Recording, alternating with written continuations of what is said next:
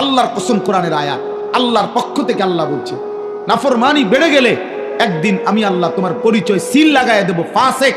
লোকে তোমাকে বলবে সুদখোর, লোকে বলবে ঘুষখোর, লোকে বলবে হারামখোর, লোকে বলবে জেনাখোর, লোকে বলবে মদখোর, গাঁজাখোর, ফুট্টাখোর, বাবাখোর, ডালখোর, হারামখোর, লম্পট, চরিত্রহীন, বেনামাজি, অসভ্য, বেহায়া, এরকম একটা না একটা পরিচয় সিল তোমার নামে লাগিয়ে যাবে। প্রথাগত একটা ওয়াজ যে নিয়মিত হয়, এই জন্য হইতেছে, এটা কোনো কথা না। আর 10 জনে একটা মাহফিল করছে দেখে আমিও একটা করলাম, এটা কোনো কথা না। প্রতি বছর একটা মাহফিল করণ লাগে, এই জন্য এবারও করলাম, এই জন্য একটা মাহফিল না রে বাপ, এটা উচিত না। প্রতিদিন প্রত্যেক সপ্তাহে জুমার নামাজে যাইতে হয়, দেখে যাই ইমাম সাহেব কি কয়, ইমাম সাহেব কইতে পারবো, আমার কোনো এগুলোর এর সাথে আমার কোনো সম্পর্ক নাই। এটা কোনো মুসলমানের জীবন না বাপ। আল্লাহর কোরআনকে এইভাবে প্রতিনিয়ত প্রত্যাখ্যান করা, ইসলামের কথাকে এইভাবে প্রতিনিয়ত অ্যাভয়েড করা, এটা কখনোই ভদ্রতা না। কোরআন শরীফে স্পষ্ট আছে, আল্লাহ বলছেন, ওয়ালা তাকুনু কাল্লাযীনা নাসুল্লাহা ফাআনসাহুম আনফুসাহুম। বান্দা তুমি এমন হইও না যে আমি আল্লাহকে অনেক দিন ভুলে গেলাম, একদিন সত্যি সত্যি আমি তোমার পরিচয় ভুলাইয়া দেব,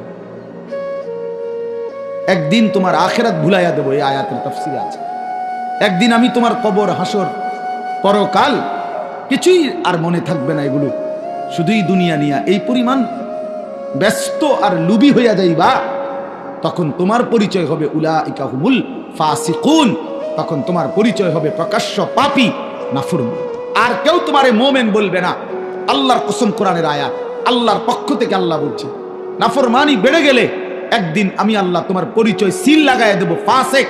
লোকে তোমাকে বলবে সুদখোর, লোকে বলবে ঘুষখোর, লোকে বলবে হারামখোর, লোকে বলবে জেনাখোর, লোকে বলবে মদখোর, গাঁজাখোর, ফুট্টাখোর, বাবাখোর, ডালখোর, হারামখোর, লম্পট, চরিত্রহীন, বেনামাজি, অসভ্য, বেহায়া, এরকম একটা না একটা পরিচয় সিল তোমার নামে লাগিয়ে যাবে।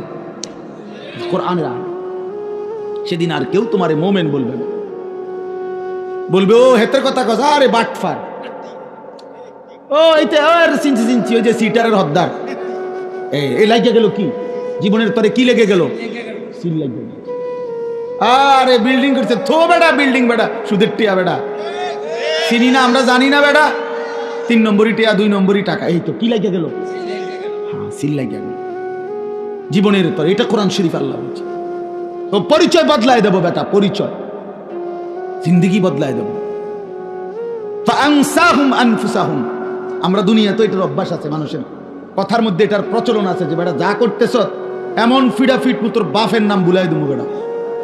মানুষ বলে না এমন, এ আল্লাহ বলছে, বেঈমান আমারে সেজদা দাও না, নাফরমান, মনে রাখিস তোর পরিচয় ভুলাই দেবো, তোর বংশের নাম ঠিকানা ভুলাই দেবো। পৃথিবীর মানুষ তোকে আর ভদ্র বলবে না, চরিত্রহীন বলবে, লম্পট বলবে। এর চাইতে বড় লানত আর কি, এর চাইতে বড় অভিশাপ কি আর, এর চাইতে অপমান কি হতে পারে আর, যে প্রিয় ভাইয়া তোমার আড়ালে, তোমার পশ্চাতে লোকে তোমারে বলে লম্পট, লোকে তোমারে বলে জুয়ারি, লোকে তোমারে বলে নেশাখোর, লোকে তোমারে বলে নারীর পিছনে সারাক্ষণ হাঁটে, লোকে তোমারে বলে দুশ্চরিত্র। আস্তাগফিরুল্লাহ। কি পরিমাণ গুনাহ করলে তোমার জীবনের তরে লাগিয়া গেল এই। এটা কোরআন শরীফ আয়াত। আল্লাহ বলছে পরিচয় ভুলাই দেবো, নাম ঠিকানা ভুলাই দেবো একদম। আল্লাহ বলছে ওয়ালা তাকুনু কাল্লাযীনা নাসুল্লাহা ফাআনসাহুম আনফুসাহুম উলাইকা হুমুল ফাসিকুন লা ইয়াস্তাবি আসহাবুন নারি ওয়া আসহাবুল জান্নাহ আসহাবুল জান্নাতি হুমুল ফাইজুন। আল্লাহ বলে শুনে নাও বান্দা, জাহান্নামী আর জান্নাতি কখনোই বরাবর হতে পারে না। নাফরমান আর ইমানদার কখনোই বরাবর হইতে পারে না। হারামখোর আর হালাল উপার্জনকারী বরাবর হইতে পারে না। নামাজি বেনামাজি বরাবর হইতে পারে না। পর্দানশীল নারী আর বেপর্দা নারী বরাবর হইতে পারে না। আসহাবুল জান্নাতি হুমুল ফাইজুন। আল্লাহ বলেন মনে রেখো বান্দা, জান্নাতীরাই কেবল সফল, ইমানদারি কেবল সফল, সেজদাওয়ালাই কেবল কামিয়াব, বন্দিগিওয়ালাই কেবল সফল। সুবহান। হ্যাঁ, ঈমানওয়ালাই সফল হয়, সেজদাওয়ালাই সফল হয়, মুমিনই সফল হয়, আল্লাহর বন্দিগিওয়ালাই পৃথিবীতে অমর হয়ে রয়, আবার আখিরাতেও জান্নাতি হয়। রাবেয়া বসরির নাম, আজ থেকে 1200 বছর আগের মহিলা তিনি, 1200 বছর আগে সেই মহিলার নাম পৃথিবীবাসী আজও জানে। কিন্তু গত 1200 বছরের অসংখ্য সুন্দরী রূপসী নর্তকী যারা পৃথিবীতে অসভ্যতার প্রচার প্রসার করেছে, নিজের রূপ যৌবন দেখাইছে, তাদের নাম পৃথিবীর কেউ জানে না। কিন্তু ওই ইমানদার নারী আল্লাহকে সেজদা দিয়া, রাতের অন্ধকারে তাহাজ্জুদের সেজদা দিয়ে আল্লাহকে রাজি করে গেছে। আজকে 1200 বছর পরেও পৃথিবীবাসী রাবেয়া বসরির নাম জানে।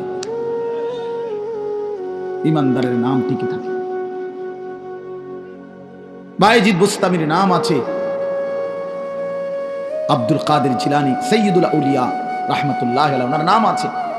কিন্তু ওনাদের সময়ের বাগদাদের বাদশা কেডা হইতেন না, মুখেও কইতেন। আব্দুল কাদের জিলানী রাহমাতুল্লাহর আমলে বাগদাদের বাদশা কে ছিল হইতো তো কইতেন। কিতাব কিতাব টোহাইয়া যদি বইপত্র গাইডটা বিএসসিএস আরএস খুললে যদি পায়ান পুরান্ডি, তাইলে তলে হয়তো পাইতে। কিন্তু ওনার নাম জানে কিনা সবাই? কথা বলেন না কেন? কেন? ঈমানওয়ালা সেজদাওয়ালা, ঈমানওয়ালা সেজদাওয়ালা বন্ধু। এই জন্য দোস্ত রাগ হইও না, আমি নজর রাখা এটা আমার অভ্যাস। খামখেয়ালি হাসি মজাক ঠাট্টা সারাক্ষণই তামাশা, এটা কোনো জীবন না ভাইয়া। কোনো সুস্থ স্বাভাবিক মানুষ অতিরিক্ত হাসে না, এটা কোনো স্বাভাবিক মানুষের পরিচয় না। রাসূলুল্লাহ সাল্লাল্লাহু আলাইহি ওয়াসাল্লাম বলেছেন, লা তুকসিরিদ দিহকা, বেশি হেসো না। ফা ইন্না কাসরাতাদ দিহক ইউমিতুল কলব, অতিরিক্ত হাসি কলব দিল মুর্দা বানায় ফেলে, দিল মাইরা ফেলে। নবীজির হাদিস। রাসূলুল্লাহ সাল্লাল্লাহু আলাইহি ওয়াসাল্লাম বলছেন, লাউ তা'লামুনা মা আ'লামু, উম্মত আমি মেরাজের রাতে নিজ চোখে যে জাহান্নামের আযাব দেখছি, খোদার কসম তোমরা যদি তার কিছুটা বুঝতা, আমি যা দেখছি, লা দাহিকতুম কালিলা ওয়া লা বাকাইতুম কাসীরা, তাহলে তোমরা একদমই হাসতে না, সারাক্ষণ শুধু কাঁদতে। জাহান্নামের একটা চিৎকার যদি শুনাইতাম, কবরের একটা নাফরমানের আযাবের চিৎকার যদি বান্দা উম্মত তোমারে শুনাইতো, আল্লাহর নবী বললেন, ওয়ামা তালাজ্জাসতুম বিন নিসা, আরে নবীজি বলছে স্ত্রীর সাথে আর কোনোদিন রাতে ঘুমাইতা না, জীবনের কোনো আনন্দ ফুর্তি আর মজা লাগতো না। যদি একদিন আমি রাসূল, আমি যা শুনছি, আমি যা দেখছি, নবীজি বলছেন, মা রাআইতু মানজারান কাত্তু ইল্লা ওয়াল কবরু আফজাউ মিনহু। নবীজি বলেন, উম্মত শুনো, আমি মুহাম্মদ রাসূল, আমার এই দুই চোখে কবরের আযাবের চাইতে ভয়ানক কোন দৃশ্য আমি দেখিনি।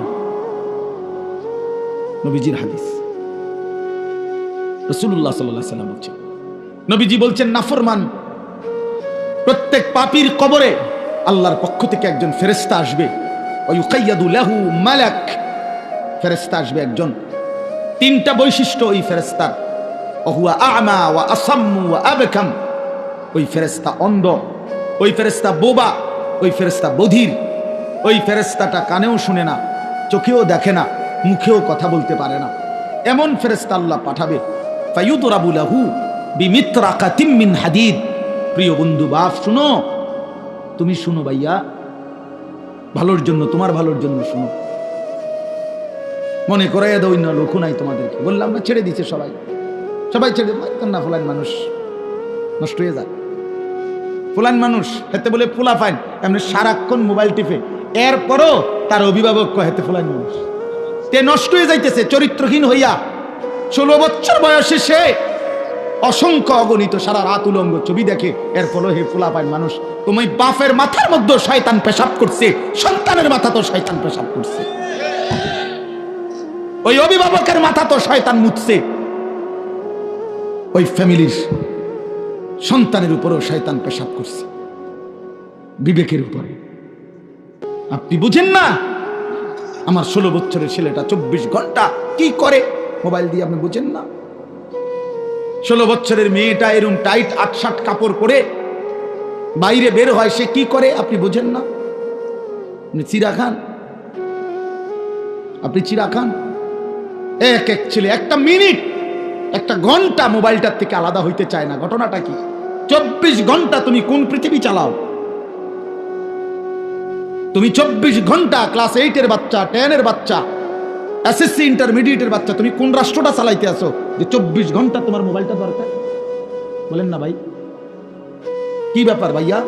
কি শিখতেছো এটার থেকে? কি বুঝতেছো? কি দেখতেছো? আমরা বুঝি না, আমরা জানি না, আমরা জানি না বাবা। এ কেমন জিন্দেগি পছন্দ করছো তোমরা? প্রিয় ভাই বলো, এ কি জীবন নিচাও? মুসলমান এমন হয়? ইমানদার এমন হয়? মুমিন এমন হয়? বলো বাপ, একটা ছেলে বলো ভাইয়া, সারা দিন সারা রাত নারী ছবি, অশ্লীল দৃশ্য, উলঙ্গ ছবি, নাফরমানির দৃশ্য ছাড়া এই চোখ কোনো দিকে নামায় না, অন্যদিকে ফিরায় না। পৃথিবীতে কি হচ্ছে এত কিছু তার দরকার, তার হইল মোবাইল। তো বলতেছিলাম ওই ফেরেশতার কথা। আল্লাহ নবী সাল্লাল্লাহু আলাইহি সাল্লাম বলেন, এই অন্ধ বুবা বধির ফেরেশতা এই নাফরমানের কবরে ফায়ুদরাবু লাহু বিমিতরাকাতিম মিন হাদিদ, নবীজি বলেন এই ফেরেশতা ওই নাফরমানের কবরে তারে লোহার গুর্জ, লোহার হাতুড়ি দিয়ে এক একটা আঘাত করবে। গরবাতান বাইনা উজুনাইহি, দুই কানের বরাবর মাঝখানে, মানে ঘাড়, দুই কানের মাঝখানে কি এখানে ঘাড়, এই ঘাড় গর্দান বরাবর একটা একটা আঘাত করবে। ফায়াসিহু সাইহাতান, অতঃপর নবীজি বলেন ওই নাফরমান এত জোরে চিৎকার করবে, ইয়াসমাউহা মান ইয়ালিহি ইল্লা সাকালাইন, মানুষ এবং জিন ব্যতীত আল্লাহর সমস্ত সৃষ্টি এই বেঈমানের চিৎকার শুনবে, এই নাফরমানের চিৎকার শুনবে। নবীজি বলছে ওয়ালাউ সামিআল ইনসানু লাসাইকা, আলাদা হাদিস। নবীজি বলছে যদি মানুষ শুনতো একবার, খোদার কসম নবীজি বলছে যদি মানুষ জীবনে একবার লাশের চিৎকার শুনতো, লাসাইকা, পৃথিবীবাসী বেহুশ হয়ে যেত। নবীজি বলছেন যদি লাশের চিৎকার কোনো মানুষ শুনতো জীবনে, তো কোনো মানুষ আর লাশের দাফন করতো না, কেউ কোনোদিন লাশের খাটিয়া কান্দে নিত না, কোনোদিন আর কারো জানাজাই পড়তো না। যে যা, যদি চিৎকার মারে, যদি নাফরমানের চিৎকার মারে। নবীজি বলেছেন আল্লাহ দয়া করে তোমাদের সামনে ওই আওয়াজ শুনতে দেয় না, এটা আল্লাহর ফয়সালা, আল্লাহর ফয়সালা। হ্যাঁ বন্ধু, একটা সামান্য হয়তো এমনি খেলনার মতো একটা কিছু বানাইয়া দেখাইছে, কিন্তু সে তো জানাজার নামাজ পড়ছে, বাচ্চারা বুঝাইছে এমন এক চূড়ান্ত পরিণতি আমাদের হবে একদিন। এই পৃথিবীর তোমার হাতে সময় নাই, আমার হাতেও সময় নাই। এই ব্যস্ততম ব্যস্ত অটো ড্রাইভারেরও নামাজের সময় নাই। কারণ কি? ব্যস্ত। সিএনজি ড্রাইভারেরও নামাজের টাইম নাই। সমস্যা কি? ব্যস্ত। সামান্য চা বিক্রি করে চা দোকানদারের সময় নাই। আমার বোনরা, মা বোনরা দুপুরবেলার রান্না বান্নার কয়েকটা আইটেম শেষ করতে করতে জোহরের নামাজের টাইম নাই। বাচ্চা গোসল করাইছে, নিজে গোসল করছে, রান্না বান্না করছে, এটুকুর কারণে জোহরের ওয়াক্ত শেষ। এরপরে যুবক তোমরা মোবাইল টিপতে টিপতে, বন্ধুদের আড্ডা দিতে দিতে নামাজের ওয়াক্ত শেষ।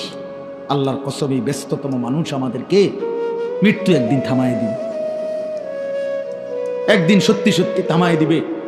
সেদিনও পৃথিবীতে সূর্য উঠবে, চাঁদ উঠবে, সেদিনও পৃথিবীর সব গাড়ি ঘোড়া, পৃথিবীর সব কিছু দোকানপাট খুলবে।